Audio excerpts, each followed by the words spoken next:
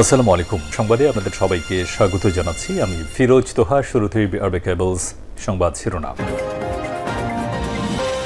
জানিয়ে দিব সর্বশেষ গুরুত্বপূর্ণ আপডেট বাংলা সংবাদ। শুরুতে শিরোনাম। কোটা বিরোধীর বঙ্গভবন অভিমুখে পদযাত্রা শুরু। কোটা পদ্ধতি সংস্কার করার দাবিতে আন্দোলনকারীদের বিরুদ্ধে করা মামলা প্রত্যাহার এবং নিজেদের একদফা দাবি নিয়ে বঙ্গভবন অভিমুখে গণপদযাত্রা এবং রাষ্ট্রপতি বরাবর স্মারকলিপি প্রদানের কর্মসূচি শুরু করেছে বৈষম্য বিরোধী ছাত্র আন্দোলন। আজ রোববার 14 জুলাই বেলা 11:15 থেকে ঢাকা বিশ্ববিদ্যালয়ের কেন্দ্রীয় গ্রন্থাগারের সামনে জড়ো হতে থাকে শিক্ষার্থীরা। এরপর 12টায় তাদের গণপদযাত্রা শুরু হয়। এই ঘটনায় প্রায় 60টি বিশ্ববিদ্যালয়ের শিক্ষার্থীরা ঢাকা বিশ্ববিদ্যালয়ে এসে এই সমাবেশে যোগ দেন। এরপর জানিয়ে দিব সরকারের দুর্নীতির শ্বেতপত্র প্রকাশের প্রস্তাব। সমমনাদের সঙ্গে বিএনপির ধারাবাহিক বৈঠক। ক্ষমতাসীন আওয়ামী লীগ সরকারের সঙ্গে জড়িতদের দুর্নীতির শ্বেতপত্র প্রকাশ এবং তাদের বিচার করতে গণ আদালত গঠনের প্রস্তাব করেছে যুগপৎ আন্দোলনের সঙ্গে যুক্ত সমমনা দল এবং জোটের নেতারা।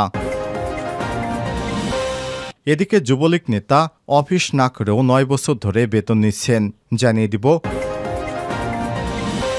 কোটা আন্দোলনের যৌক্তিকতা রয়েছে বললেন জাতীয় পার্টির মহাসচিব মুজিবুল হক চুন্নু। জানিয়ে দিব মেহগনি বাগানে চরমপন্থী নেতাকে পিটিয়ে হত্যা। রাজবাড়ী গোয়ালন্দ উপজেলায় মেহগনি বাগানে শহীদ মোল্লা নামে এক চরমপন্থী নেতাকে পিটিয়ে হত্যা করেছে দুর্বৃত্তরা। নিহত শহীদ মোল্লা পাবনা জেলার আমিনপুর উপজেলার দুর্গাপুর পানপাড়া গ্রামের কানাই মোল্লার ছেলে। পুলিশের দাবি নিহত শহীদ মোল্লা নিষিদ্ধ চরমপন্থী সংগঠন পূর্ব বাংলার সর্বহারার পার্টির সদস্য ছিলেন। এবং সর্বশেষ জানিয়ে দেব ট্রাম্পের উপর হামলাকারীদের পরিচয় জানালো এফবিআই। নির্বাচনী সমাবেশে গিয়ে হামলার শিকার হয়েছেন সাবেক মার্কিন প্রেসিডেন্ট ডোনাল্ড ট্রাম্প। যুক্তরাষ্ট্রের স্থানীয় সময় সন্ধ্যায় পেনসিলভেনিয়া অঙ্গরাজ্যে নির্বাচনী সভায় বন্দুক হামলার শিকার হন তিনি। এতে তিনি রক্তাক্ত হয়ে পড়েন, অল্পের জন্য প্রাণে বেঁচে যান। বিবিসি জানিয়েছে হামলাকারীর নাম থমাস ম্যাথিউ ক্রুকস। 20 বছর বয়সী এই সন্দেহভাজন পুলিশের গুলিতে নিহত হয়েছে। এফবিআই জানিয়েছে সন্দেহভাজন এ হামলাকারী ট্রাম্পের নির্বাচনী সমাবেশ থেকে মাত্র 120 মিটার দূরে একটি বাড়ির ছাদে অবস্থান করছিলেন। সেখানেই পুলিশের গুলিতে তিনি নিহত হন। মার্কিন নিরাপত্তা সংস্থাগুলো জানিয়েছে ট্রাম্পের উপর কী কারণে হামলা করেছে তা নিয়ে এখনও তদন্ত চলমান রয়েছে। প্রিয় দর্শক, এতক্ষণ শুনছিলেন সংবাদ শিরোনাম, এবারে বিস্তারিত। তবে তার আগে অনুরোধ থাকবে আপনি কোন স্থান থেকে আমাদের সংবাদটি দেখছেন কমেন্ট করে জানিয়ে দিন এই সংবাদ সম্পর্কে আপনার মূল্যবান মতামত। প্রিয় দর্শক, আপনি যদি আমাদের চ্যানেলে নতুন হয়ে থাকেন ভিডিওটি দেখতে দেখতে চ্যানেলটি সাবস্ক্রাইব করে রাখুন, যাতে করে আমাদের লেটেস্ট আপডেট সংবাদগুলো সবার আগে আপনার কাছে পৌঁছে যায়। বন্ধুরা, অনুরোধ থাকবে এই সংবাদটিতে একটি লাইক দিয়ে দিন। আর আপনি যদি আমাদের চ্যানেলে নতুন হয়ে থাকেন বন্ধুরা, ভিডিওটি দেখতে দেখতে চ্যানেলটি সাবস্ক্রাইব করে রাখুন। এবারে বিস্তারিত সংবাদ। বঙ্গভবন অভিমুখে জবি শিক্ষার্থীদের গণপদযাত্রা শুরু। সরকারি চাকরিতে কোটার যৌক্তিক সংস্কারের একদফা দাবিতে গণপদযাত্রা কর্মসূচি শুরু করেছে ঢাকা বিশ্ববিদ্যালয়, জগন্নাথ বিশ্ববিদ্যালয় সহ অন্তত 10টি জাতীয় বিশ্ববিদ্যালয়ের শিক্ষার্থী এবং পাবলিক বিশ্ববিদ্যালয়ের শিক্ষার্থীরা। আজ রোববার 14 জুলাই বেলা 11:30টার সময় ক্যাম্পাস থেকে হাজার হাজার শিক্ষার্থীরা বৈষম্য বিরোধী ছাত্র আন্দোলনের ব্যানারে মিছিল নিয়ে বঙ্গভবন অভিমুখে যাত্রা শুরু করে। এ সময় কোটা সংস্কার আন্দোলনের জগন্নাথ বিশ্ববিদ্যালয়ের সমন্বয়ক মেহেরুন্নেসা হিমু বলেন, আমাদের এ আন্দোলনে কোনো রাজনৈতিক আন্দোলন নয়। আমাদের এই আন্দোলন দেশের সকল ছাত্র সমাজের অধিকার আদায়ের আন্দোলন। আমাদের দাবি দেশে অনগ্রসর জনগোষ্ঠীর কোটা বাতিল, সকল ধরনের অযৌক্তিক কোটা বাতিল করে সংসদে আইন পাশ প্রণয়নের মাধ্যমে কোটার বিষয়ে একটি স্থায়ী সমাধান করতে হবে। এর আগে গতকাল এ গণপদযাত্রার কর্মসূচি ঘোষণা করেছে বৈষম্য বিরোধী ছাত্র আন্দোলন। পাশাপাশি রাষ্ট্রপতি বরাবর স্মারকলিপিও প্রদান করেন আন্দোলনকারীরা। সরকারের দুর্নীতির শ্বেতপত্র প্রকাশের প্রস্তাব সমমনাদের সঙ্গে বিএনপির ধারাবাহিক বৈঠক ক্ষমতাসীন আওয়ামী লীগ সরকারের সঙ্গে জড়িতদের দুর্নীতির শ্বেতপত্র প্রকাশ এবং তাদের বিচার করতে গণ আদালত গঠনের প্রস্তাব করেছেন যুগপৎ আন্দোলনের সঙ্গে যুব সমমনা দল এবং জোটের নেতারা। পাশাপাশি সাবেক প্রধানমন্ত্রী খালেদা জিয়ার মুক্তি, ভারতের সঙ্গে অসম চুক্তি বাতিল এবং নিত্যপ্রয়োজনীয় দ্রব্যমূল্যের ঊর্ধ্বগতি এবং দুর্নীতির বিরুদ্ধে ভারতের কংগ্রেসের মতো রোড মার্চ, পদযাত্রা ও সমাবেশ করার প্রস্তাব দিয়েছে। যুগপৎ আন্দোলনের সমমনা দল এবং জোটের সঙ্গে ধারাবাহিক বৈঠকের অংশ হিসেবে শনিবার গণ অধিকার পরিষদ নুরুল হকের সঙ্গে বৈঠক করে বিএনপি। ওই বৈঠক সূত্র থেকে সব তথ্য জানা গেছে।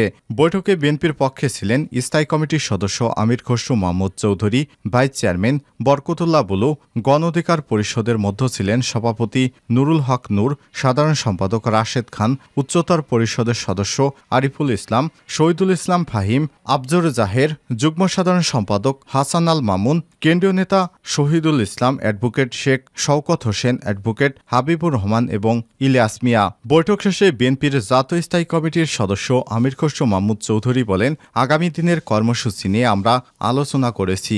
এই অবৈধ সরকার অপসারণের যে আন্দোলন শুরু হয়েছিল সেই চলমান আন্দোলনকে আরও গতি সৃষ্টি করার জন্য সেই আন্দোলনকে সফল সমাপ্তির দিকে নিয়ে যাওয়ার জন্য আলোচনা করেছি। এ সময় তিনি বলেন, অবৈধ সরকারের পরিবর্তে দেশের নির্বাচিত সরকার প্রতিষ্ঠা এবং জনগণের জানমাল ফিরিয়ে দেওয়ার জন্য আন্দোলন।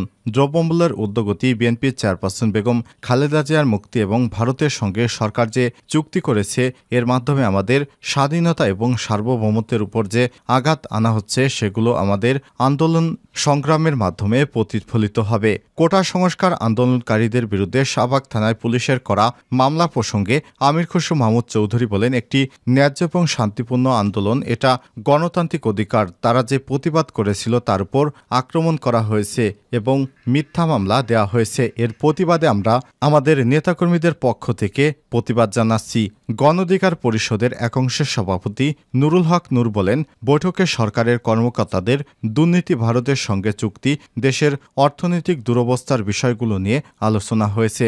আমরা যেহেতু দেশের মানুষের অধিকার আদায় এবং গণতন্ত্র প্রতিষ্ঠা এবং স্বাধীনতা ও সার্বভৌমত্বের জন্য আন্দোলন করে যাচ্ছি, এই দাবিগুলো জনগণকে সম্পৃক্ত করব।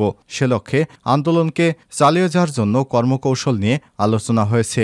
এর আগে যুগপৎ আন্দোলনের কর্মসূচি চূড়ান্ত করতে শুক্রবার দলের চেয়ারপারসনের রাজনৈতিক কার্যালয়ে বাংলাদেশ লেবার পার্টির জাতীয়তাবাদী সমমনা জোট এলডিপির সঙ্গে পৃথক বৈঠক করেছে বিএনপি। বৃহস্পতিবারও গণতান্ত্রিক বাম ঐক্য এনডিএম এবং গণফোরাম এক অংশ ও পিপলস পার্টির সঙ্গে পৃথক বৈঠক করে বিএনপি আজ বৈঠক করবে 12 দলীয় জোটের সঙ্গে। যুবলীগ নেতা অফিস না করে 9 বছর ধরে নিচ্ছেন বেতন। সরকারি প্রাথমিক বিদ্যালয়ের দপ্তরি মাসুদ মিধা নিয়োগের 9 বছরের জন্য একদিনের জন্য তার দায়িত্ব পালন করেননি। স্কুলে হাজির না হয়ে দলীয় পদের প্রভাব খাটিয়ে 1 থেকে 1.5 মাস পর স্কুলে গিয়ে একসঙ্গে হাজিরা খাতায় স্বাক্ষর দিয়ে নিয়মিতভাবে বেতন ভাতা তুলে নিচ্ছেন মাসুদ মিধা। তার অনিয়মে বাধা দিলে প্রধান শিক্ষক এবং কমিটির সদস্যদের হুমকি দেওয়ার অভিযোগ রয়েছে দপ্তরি কাম পিয়ন মাসুদ মিধার বিরুদ্ধে। তার দাপটে অতিষ্ঠ বিদ্যালয়ের শিক্ষক, অভিভাবক এবং এলাকাবাসী। ঘটনাটি বরিশালের গৌরনদী উপজেলার খানজাপুর ইউনিয়নের কমলাপুর সরকারি প্রাথমিক বিদ্যালয়ের। শিক্ষক, অভিভাবক এবং সংশ্লিষ্টদের সূত্র থেকে জানা গেছে, ওই বিদ্যালয়ের দপ্তরি কাম পিয়ন পদে 2016 সালে যোগদান করেন উপজেলা কমলাপুর গ্রামের মোহাম্মদ আলী মিধার ছেলে এবং খানজাপুর ইউনিয়ন যুবলীগের সদস্য মাসুদ মিধা 35। উপজেলা আওয়ামী লীগের এক শীর্ষ নেতা সুপারিশে নিয়মনীতি তোয়াক্কা না করে নিয়োগ পাওয়া মাসুদ মিধা নিজেকে যুবলীগ নেতা পরিচয় দিয়ে ওই নেতার কাজে ব্যস্ত থাকার অজুহাত দিয়ে এখনোই ঠিকমতো দায়িত্ব পালন করতেন না। বিদ্যালয় পরিচালনা কমিটির সভাপতি সালমা বেগম দপ্তরি মাসুদের স্বেচ্ছাচারিতার কথা স্বীকার করে বলেন, উপজেলা আওয়ামী লীগের এক শীর্ষ নেতার দাপট দেখে দপ্তরি মাসুদ স্কুলের দায়িত্ব পালন না করে এই নেতার সঙ্গে ঘুরে বেড়ান এবং শিক্ষক ও স্কুল পরিচালনা কমিটির সদস্যরা প্রতিবাদ করলে তাদেরকে গালিগালাজ সহ ভয়ভীতি প্রদর্শন করা হয়। মাসুদ পিয়ন হয়েও সে আমাদের শাসন করে। তিনি বলেন, গত 15 মে মাসুদ স্কুলে এসে 5 জুলাই পর্যন্ত একসঙ্গে হাজিরা খাতায় স্বাক্ষর করে চলে যান। এরপর আর স্কুলে আসেননি। প্রধান শিক্ষক বিশ্বজিৎ চক্রবর্তী বলেন, নিয়োগ পাওয়ার পর থেকে দপ্তরি মাসুদ মিতা কোনোদিনই ঠিকমতো দায়িত্ব পালন করেননি। তার ইচ্ছামাফিক 1.5 থেকে 2 মাস পর পর স্কুলে এসে স্বাক্ষর দিয়ে চলে যান। বিষয়টি সংশ্লিষ্ট কর্মকর্তাদের অবহিত করা হয়েছে।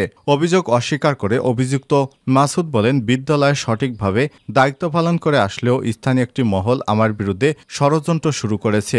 অভিযোগের কোনো ভিত্তি নেই। উপজেলা শিক্ষা অফিসার তাসলিমা বেগম বলেন, চাকরির ক্ষেত্রে বড় পরিচয় মাসুদ মিতা বিদ্যালয়ের একজন কর্মচারী। বিষয়টি খতিয়ে দেখে অভিযোগের সত্যতা পাওয়া গেলে প্রয়োজনীয় ব্যবস্থা গ্রহণ করা হবে। কোটা আন্দোলনের যৌক্তিকতা রয়েছে। চুন্নু, বর্তমান শিক্ষার্থীদের কোটা বাতিল আন্দোলনের যৌক্তিকতা রয়েছে।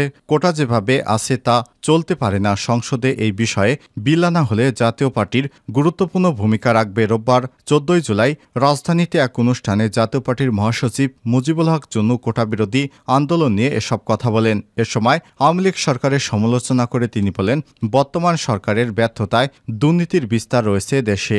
এদিকে সরকারি চাকরিতে সব গ্রেডে সর্বোচ্চ 5% কোটা রেখে বাকি কোটা বাতিল করে সংসদে আইন পাশের এক দফা দাবিতে বৈষম্য বিরোধী ছাত্র আন্দোলনের ব্যানারে শিক্ষার্থীরা আন্দোলন করছেন।